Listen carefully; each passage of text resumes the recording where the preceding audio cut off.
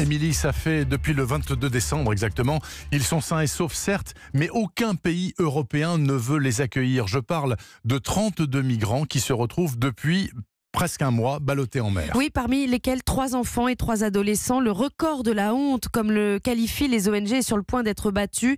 Des ONG mobilisées plus que jamais en Méditerranée, comme les pilotes volontaires. Ils en appellent aux dons aujourd'hui pour pouvoir continuer à survoler les côtes libyennes et indiquer où se trouvent les naufragés. L'un des cofondateurs, Benoît Micolon. En face des côtes libyennes, il faut le savoir, cette partie-là de la Méditerranée est devenue le plus grand cimetière d'exilés au monde. À partir de là, en tant que pilote professionnel, on s'est demandé ce qu'on pouvait faire pour limiter cette hécatombe. Et en se mettant en contact avec les ONG françaises, espagnoles puis allemandes qui affrètent des bateaux pour venir au secours de ces personnes, ils nous ont tous confirmé rencontrer d'énormes difficultés pour repérer ces petites embarcations en détresse qui flottent au ras de l'eau en haute mer. Quand on a eu la confirmation qu'ils ne bénéficiaient d'aucun appui aérien, on leur a proposé de leur fournir. En 2018, pilote volontaire, depuis le lancement des opérations en mai dernier, nous avons pu repérer 45 bateaux, avec à leur bord un peu plus de 4000 personnes au total. Nous nous devons de pouvoir voler le plus souvent possible pour contribuer à sauver plus de vies.